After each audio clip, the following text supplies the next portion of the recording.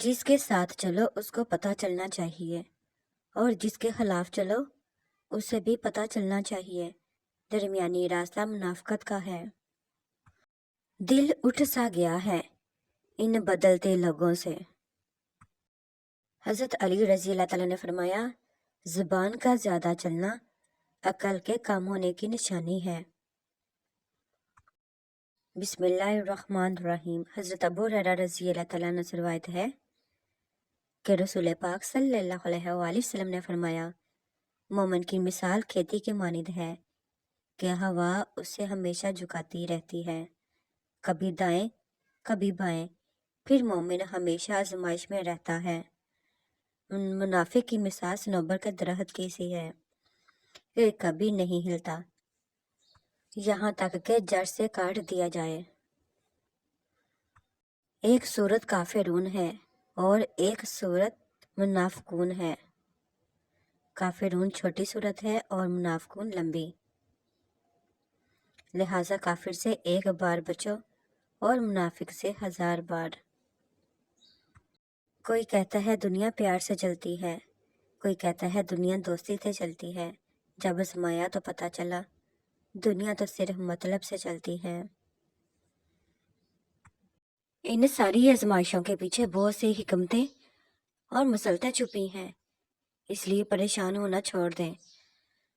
اللہ پاک سے جڑے رہیں، اللہ پاک سے مدد مانگتے رہیں اور صبر سے اللہ کے فیصلوں کا انتظار کریں۔ اور ساری بات تو صرف اللہ کی رضا کی ہوتی ہے، پھر چیزیں ہوں یا لوگ، سب واپس مل جاتا ہے۔ ہمیشہ کے لیے کچھ بھی نہیں ہوتا۔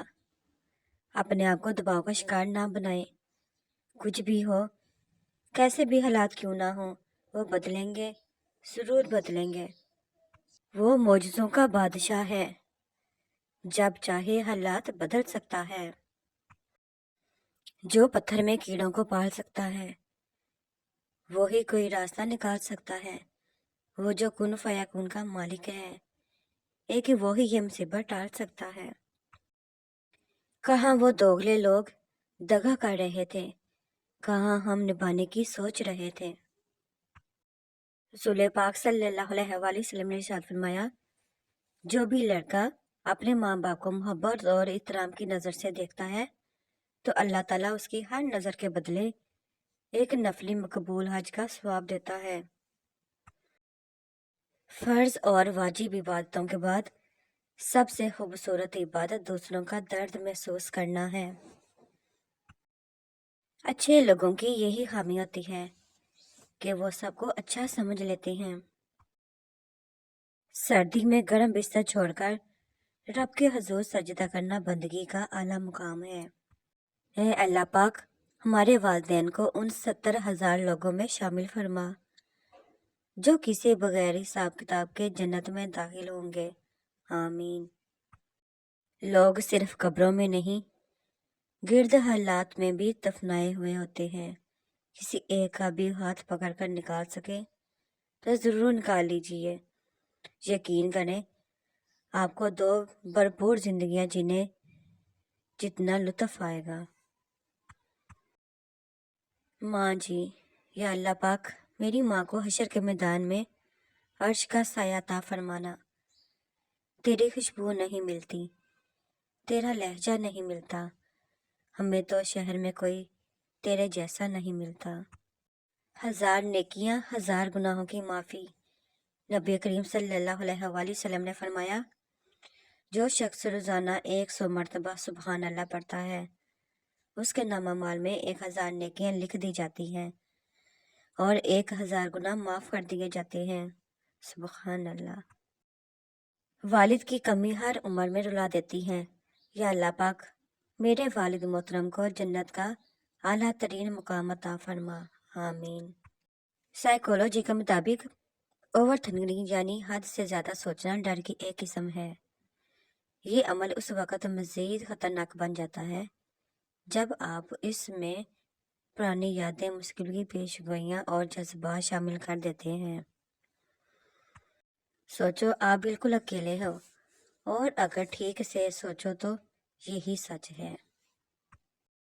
रोज़ो शब के मेले में गफलतों के मारे लोग शायद यही समझते हैं कि हमने जिसको दफनाया बस उसी को मरना था। कमाने की खातिर घर से निकलने वाली खवातीन की इतनी इज्जत करें कि उन्हें कभी अल्लाह पाक से अपनी मजबूरी का शिकवा ना करना पड़े। ख्वाब तेरे ही रहेंगे हमेशा, मुझे भरोसा है अपनी आंखों पर।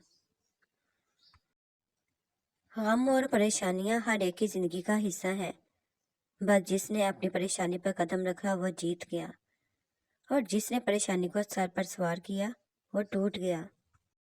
दुनिया का सबसे वजनी कागज तलाक का है, जिसका वजन सिर्फ औरत नहीं बल्कि पूरा खानदान उठाता है।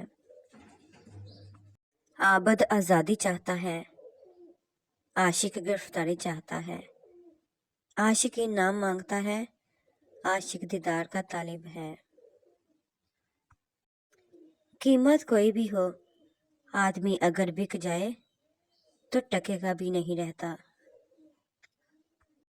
अगर जिंदगी में खुश रहना चाहते हैं, किसी भी जुमले को अपनी जाती तौहीन न समझें, बल्कि बोलने वाले की कमजोरी समझकर आगे बढ़ जाएं।